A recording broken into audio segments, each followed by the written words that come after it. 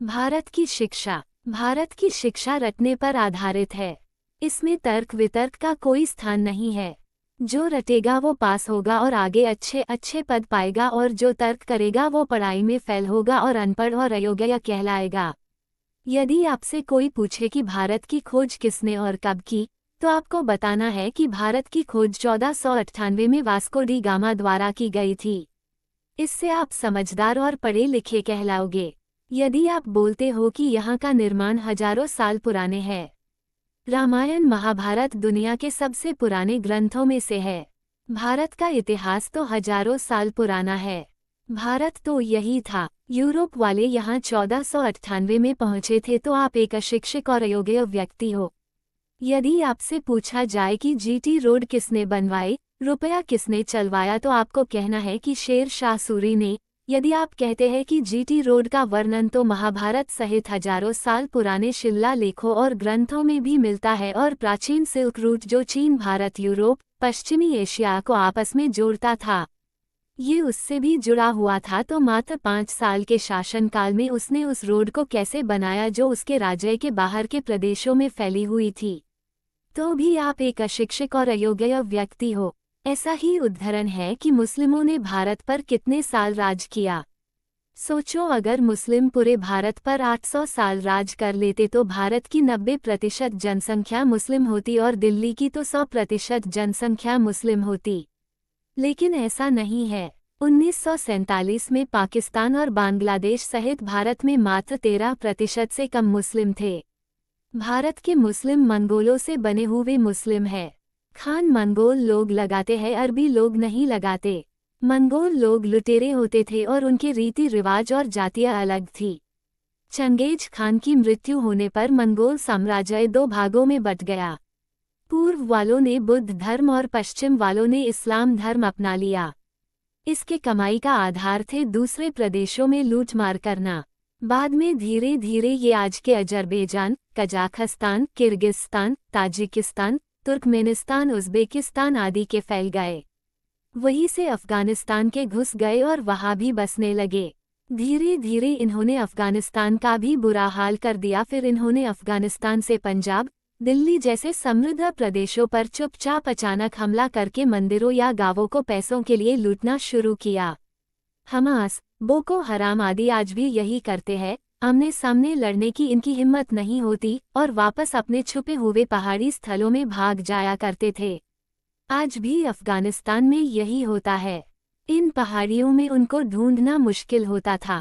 उस समय संचार का भी कोई साधन नहीं होता था। जब तक शासक को पता चलता, जब तक ये भाग खड़े होते थे। ऊपर बताए गए सभी देशों में आज भी व्यापार बहुत कम है, क्योंकि लूट झूठ की संस्कृति के कारण ये अन्य क्षेत्रों में दुनिया से बहुत पीछे है। इस्लामी इतिहासकारों ने इन्हें पूरे भारत का सम्राट बता दिया, जबकि ये लुटेरे ही थे और भारत पर इनका राज था ही नहीं। भारतीय शासकों द्वारा बनाई गई इमारतों को ही इतिहासकारों ने मुस्लिम नाम दे दिया। किला मुस्लिमों ने बनवाया, पर तोप पर नाम खुदा होता है, चंडी, दुर्गा आदि आदि। क्या ये बात आपको हजम होती है? ज्यादातर भारतीय किलों और महलों पर वही तारे का चिन्ह अंकित है जो इजराइल के झंडे पर है। ये स्पष्ट रूप से भगवानों की चित्र है, जबकि इस तरह की सभी इमारतों को मुस्लिमों द्वारा बनवाया गया बताया गया है। ओरछा का महल, उदयपुर के स्थान जहां जहांगीर कभी नहीं आया, लेकिन उसने बनवाए। इस्लामिक इतिहासकारों ने चुन चुन कर भारतीय इमारतों के मुस्लिमों द्वारा बनवाया हुआ बताया। नाम वाली महलों को भी मुस्लिमों द्वारा बनवाया हुआ बताया, जैसे भरतरी टूम आदि। छोटे छोटे प्रदेशों पर राज करने वाले मुस्लिम शासकों को महान सम्राट बताया और 1-2 धोखे से जीते गए प्रदेशों 10-20 विजय बता दिया गया। आज भी देखो तो इन देशों का यही हाल है। लूट ही इनका मुख्य कार्य है। अफ्रीका में खनिजों के कारण आपस में लड़ रहे हैं और एशिया के पेट्रोलियम तेल के लिए लड़ रहे हैं। सिद्धांत वही, लूटो और भाग जाओ।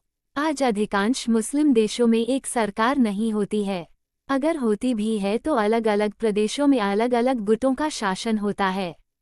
व्यापार बड़े स्तर पर नहीं होता, क्योंकि किसी को भी कहीं भी लूटा जा सकता है। विदेशी सेना की उपस्थिति के कारण कुछ देशों की स्थिरता है। सीरिया और अफ्रीकन देशों में रूसी और मध्य एशिया के अमेरिकन सेना के कारण स्थिति नियंत्रण में रहती है। अमेरिका सेना के उपस्थिति में कई कंपनीज ने अफगानिस्तान के फैक्ट्रीज खोली थी और बिजली, पानी, सड़कों आदि पर बहुत पैसा लगाया था। लेकिन अमेरिकन सेना के वापस जाते ही लूटपाट के कारण सब बंद हो गया। अब फिर अफगानिस्तान आर्थिक संकट में है। यही हाल कई देशों का है। आज ज्यादातर मुस्लिम गुठी तेल टैंकर, जहाजों आदि को लूटते हैं। जैसे हुती, सोमालिया गुट आदि ऐसे हजारों उदाहरण हैं जो सत्य की कसौटी पर खरे नहीं उतरते और पढ़े लिखे लोग वो होते हैं जिन्होंने झूठ को झूठ मान लिया और पूछने पर वही उतर दिया। हमारे देश में जब कोई लेख लिखता है या जानकारी जुटाता है तो उसे वही गलत सलत सूचना को पढ़ता है और उसे पर किताब या वीडियो बना देता है। हम ऐसी ही गलतियों को दिखने के लिए हम अलग अलग मुद्दे आपके सामने रखेंगे। यदि वो आपको तर्कपूर्ण लगते हैं तो आप उनको आगे फॉरवर्ड कीजिए।